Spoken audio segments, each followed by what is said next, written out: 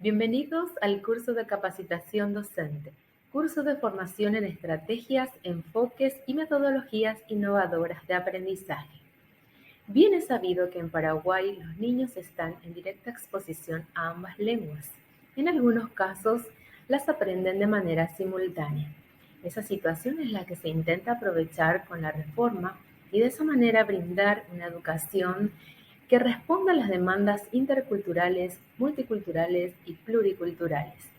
La educación bilingüe tiene como objetivo principal contribuir, implementar y ofrecer igualdad de oportunidades en el proceso educativo actual, como una alternativa para que los ciudadanos puedan comunicarse y moverse con mayor facilidad y eficiencia en el mundo.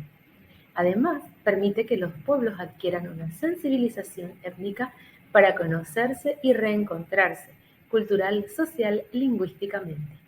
La idea es brindar orientaciones y herramientas a ti, docente, para que de esa manera puedas responder a las demandas lingüísticas diversificadas, abrir espacios para la aceptación e intercambio de culturas que favorezcan el desarrollo pleno de las capacidades.